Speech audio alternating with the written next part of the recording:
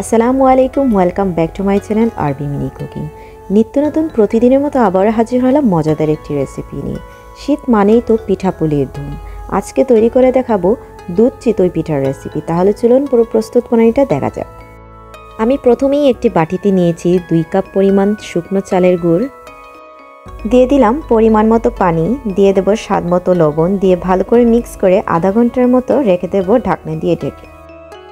আধা ঘন্টা পর ফিরে এলাম। আমার চিতই পিঠার ব্যাটারটা একদম হয়ে গেছে। এখন আমি একটি কড়াইতে দিয়ে দেব 1 চামচ পরিমাণ, দিয়ে 1 মিনিটের মতো ঢাকনা দিয়ে ঢেকে দেব।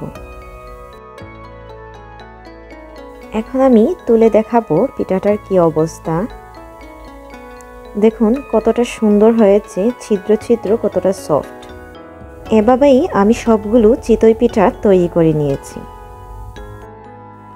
অন্য একটি প্যানে নিয়েছি আমি নারিকেল কুড়া, নিয়েছি খেজুরের গুড়।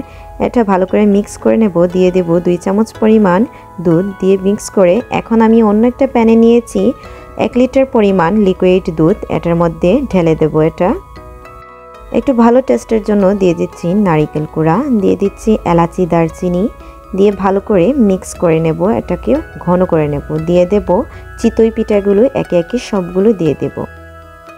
উপর দিয়ে ছড়িয়ে দেব কাঠবাদাম কুচি। তাহলেই হয়ে গেল আমার রেসিপি, একদম সহজ পদ্ধতিতে। আপনারা চাইলে এই রেসিপিটা বাসায় ট্রাই করে খেতে পারেন। খুবই অল্প উপকরণ এবং খুব সহজ পদ্ধতিতে।